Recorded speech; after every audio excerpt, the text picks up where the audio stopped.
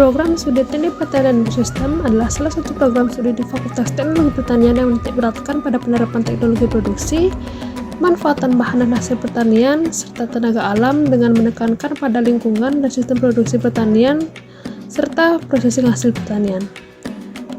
Dan perlu diketahui juga, di tahun 2024 ini, program studi Teknik Pertanian Sistem mendapatkan akreditasi internasional dari IABI. Hal ini tentunya sangat membanggakan kita semua sebagai mahasiswa Teknik Pertanian dan Sistem. Selain itu, adapun visi dan misi dari program studi Teknik Pertanian Biosistem atau yang disingkat TPB, yaitu visinya adalah menjadi institusi pendidikan yang unggul, mandiri dan berbudaya dalam menyelenggarakan tridharma di bidang teknik pertanian pada tingkat nasional tahun 2019 dan tingkat Asia tahun 2029. Dan misi dari program studi teknik pertanian biosistem yaitu yang pertama, menyelenggarakan program pembelajaran yang bertumpu pada standar mutu akademik yang didukung oleh penggunaan TIK terkini. Yang kedua, menyelenggarakan penelitian dan pengabdian kepada masyarakat sejalan dengan kemajuan iptek dan relevan dengan kebutuhan pembangunan. Yang ketiga, memperluas penyediaan akses ketersediaan pembiayaan, prasarana, dan sistem informasi. Yang keempat, menerapkan tata pamong, kepemimpinan, sistem pengelolaan dan penjaminan mutu pendidikan tinggi. Dan yang terakhir adalah mengembangkan kerjasama dengan perguruan tinggi, instansi pemerintah, swasta, dan industri di tingkat regional, nasional, dan internasional.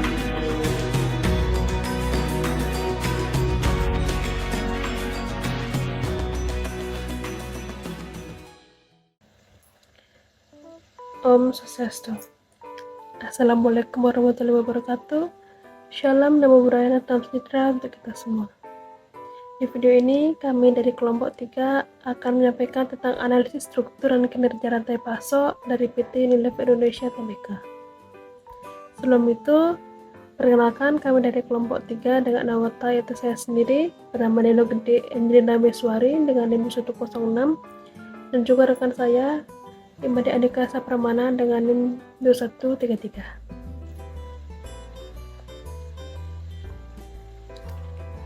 Unilever adalah perusahaan yang bergerak di bidang produksi barang-barang mulai dari kebutuhan pribadi hingga rumah tangga selama puluhan tahun. Perusahaan ini dimulai dari berdirinya dengan 2 perusahaan yang berada di Inggris dan juga Belanda. Lalu Unilever Indonesia Tbk yang merupakan adalah perusahaan yang bergerak di bidang penjualan produk seperti home care, personal care, dan juga makanan. Bisnis utama yang dimiliki oleh perusahaan ini adalah dengan memproduksi dan memasarkan barang-barang customer seperti contohnya yaitu ada Pepsodent, Lifebuoy, Lux, Dove, Sunsilk, Clear, Rexona, Rimso, Molto, Pond's, Blueband, Royco, Sariwangi, Bango, Taro, dan masih banyak produk lainnya. Adapun struktur rantai pasok dari PT Unilever Indonesia Tbk yang dimulai dari supplier bahan baku kemasan juga bahan baku produk. Yang dimana di supplier bahan baku kemasan ini, bahan baku kemasan akan disuplai ke pabrik kemasan untuk diolah menjadi sebuah kemasan. Yang kemudian supplier bahan baku produk ini dan juga kemasan yang sudah jadi ini akan disuplai ke perusahaan manufaktur, yang dimana nanti di perusahaan manufaktur ini bahan baku produk akan diolah menjadi barang jadi atau produk jadi yang kemudian akan dikemas sesuai dengan syarat operasional yang berlaku di perusahaan tersebut.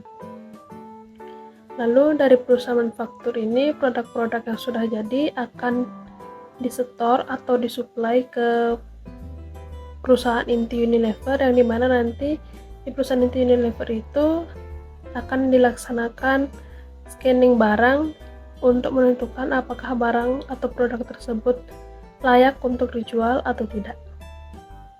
Kemudian dari perusahaan inti Unilever ini, barang atau produk-produk yang diproduksi oleh perusahaan Unilever akan dikirim ke warehouse manajemen, yang dimana nanti di warehouse manajemen ini nanti dikumpulkan produk-produk dari PT Unilever kemudian baru akan disuplai atau dikirimkan ke seluruh Indonesia melalui distributor. Lalu nanti dari distributor baru akan dikirim ke retailer, grosir, dan agen, dan kemudian dari grosir dan agen juga retailer ini akan disuplai ke toko-toko kecil semisal minimart atau warung-warung. Baru nanti setelah dari sana barulah produk-produk yang diproduksi oleh Unilever ini akan sampai ke tangan konsumen atau customer. Tadi kita sudah mendengar atau melihat tentang struktur rantai pasok dari PT Unilever Indonesia. Selanjutnya saya dan juga rekan saya akan menyampaikan tentang analisis kinerja dari PT Unilever Indonesia Tbk, yang dimana di analisis kinerja ini ada dua aspek yang akan kita bahas, yaitu yang pertama ada aspek biaya dan juga yang kedua ada aspek pelayanan. Yang dimana di aspek biaya ini yang akan dibahas adalah berupa biaya inventory, biaya transportasi, biaya fasilitas dan penanganan barang, dan juga yang terakhir adalah biaya informasi. Lalu ada juga aspek pelayanan, yang dimana di aspek pelayanan ini akan dibahas tentang response time, lalu ada product variety, product availability, customer experience, time to market, dan juga order visibility. Untuk selanjutnya terkait aspek biaya dan aspek pelayanan akan dijelaskan oleh rekan saya. Baik, presentasi akan saya lanjutkan, di mana di sini terdapat aspek biaya. Yang pertama ada biaya inventory. Pada tahun 2022, persediaan persetoran PT Unilever Indonesia meningkat sebesar 7% atau sekitar 2,6 triliun daripada tahun sebelumnya. Peningkatan persediaan ini dikarenakan adanya peningkatan barang jadi dan juga bahan baku. Nah, rata-rata day on hand persediaan mengalami penurunan sebesar 3 hari menjadi 42 hari dibandingkan dengan periode tahun lalu. Biaya persediaan ini juga memuat asuransi terhadap risiko kerugian karena bencana alam, kebakaran, dan risiko lainnya. Kemudian terdapat juga biaya transportasi. Nah, transportasi atau kendaraan sendiri adalah aset yang termasuk ke dalam aset tetap dari PT Unilever Indonesia. PT Unilever Indonesia telah memilih untuk menggunakan layanan third party logistik atau 3PL, yang dimana suatu metode yang umumnya digunakan saat ini di mana perusahaan lain menyediakan berbagai layanan logistik, mulai dari pengoperasian pusat distribusi hingga pengemasan ulang produk. Nah, PT Unilever Indonesia ini juga memiliki 2.400 truk yang bertugas mendistribusikan produk setiap harinya. Adapun aset tetap yang dimiliki perusahaan pada tanggal 31 Desember 2022 adalah sebesar 9,5 triliun, dan angka ini termasuk mengalami penurunan sebesar 5,6% dari TP 10,1 triliun daripada tahun lalu. Kemudian selanjutnya terdapat biaya fasilitas dan penanganan barang. Produk PT Unilever Indonesia telah tersebar di 190 negara dan dengan memiliki 4,4 juta toko retail yang dilayani oleh perseorangan dan lebih dari 280 pabrik dioperasikan oleh perusahaan. Pada tanggal 31 Desember 2022, perusahaan mencatat bahwa jumlah aset yang dimiliki oleh PT Unilever Indonesia sebesar 18 triliun, yang dimana angka ini mengalami penurunan hingga sebesar 3,9% dibandingkan tahun 2021. Pada tahun 2022, biaya penanganan barang PT Unilever Indonesia berupa barang jadi adalah sebesar 1.689.504. Selanjutnya ada biaya informasi. Pada tahun 2022, penjualan bersih dari PT Unilever Indonesia naik sebesar 4,2% atau senilai 41,2 triliun. Hal ini didukung oleh segmen food and refreshment yang masing-masing sebesar 27 triliun dan juga 14 triliun.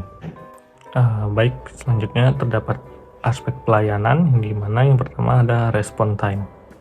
Respon time adalah waktu yang diperlukan customer dan pelanggan untuk mendapatkan barang yang diperlukan.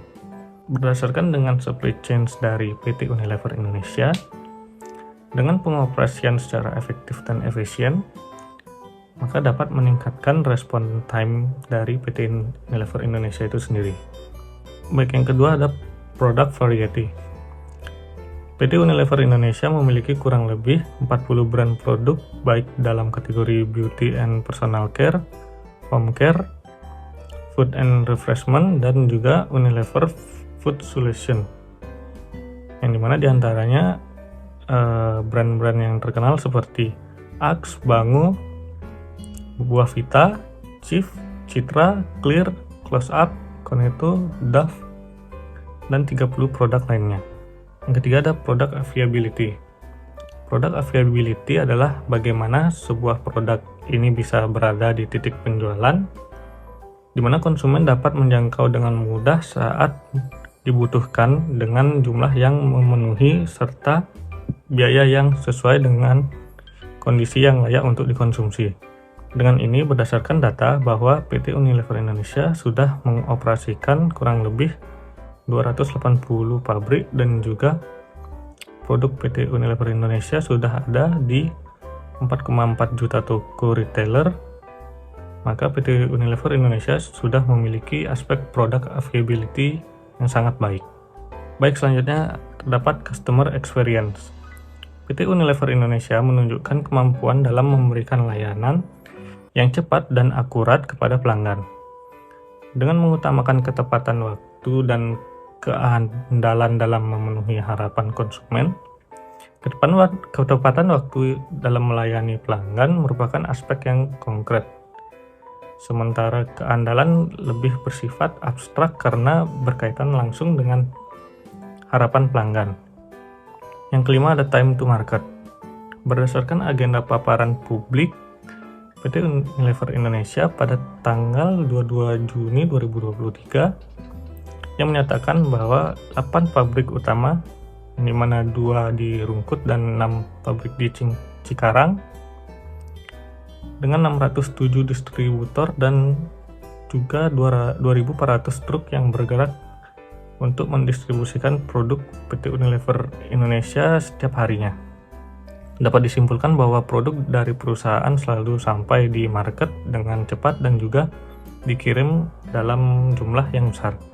Yang keenam ada order visibility, yang dimana order visibility adalah gambaran yang jelas bagi pimpinan untuk melihat di mana posisi barang pada saat ini. Mereka dapat melihat seberapa banyak barang yang ada di gudang, di truk, di toko, menunggu pengiriman, dan juga barang apa yang sedang dalam perjalanan. Hal ini sudah dilakukan oleh PT Unilever Indonesia dengan cara dibuatnya sistem otomatis yang baru, yang dimana 90% kinerja perusahaan akan dikontrol dengan teknologi masa kini secara terintegrasi. Selain itu, PT Unilever Indonesia juga sudah memiliki e-commerce yang tentunya di sana perjalanan barang dapat di-tracking oleh pimpinan. Yang terakhir terdapat return ability, di mana PT Unilever Indonesia return on asset adalah ukuran kinerja yang diperoleh dari data penjualan, pendapatan, dan juga pemanfaatan aset yang dimiliki oleh perusahaan. Return on asset digunakan untuk mengukur kemampuan perusahaan untuk menghasilkan laba bersih atas aset yang dimiliki. Berdasarkan data laporan keuangan PT Unilever Indonesia Tbk selama periode 2018 hingga 2022, return on asset atau hasil pengembangan aset pada PT Unilever Indonesia tertinggi pada tahun 2018 yaitu sebesar 46,66% dan terendah pada akhir tahun 2022 yaitu sebesar 29,29%. Dari periode 2018 sampai 2022 terus mengalami penurunan, yang dimana hal ini dikarenakannya adanya kasus COVID-19 yang menyebabkan adanya pembatasan kegiatan sehingga mempengaruhi minat belanja dan dari konsumen. Baik, mungkin segitu saja penjelasan dari saya mengenai aspek biaya dan juga aspek pelayanan. Untuk selanjutnya saya berikan kepada Angel. Terima kasih. Baik, itulah penyampaian kami tentang analisis struktur juga kinerja rantai pasok dari PT Unilever Indonesia Tbk. Kami ucapkan terima kasih telah menonton dan sampai jumpa.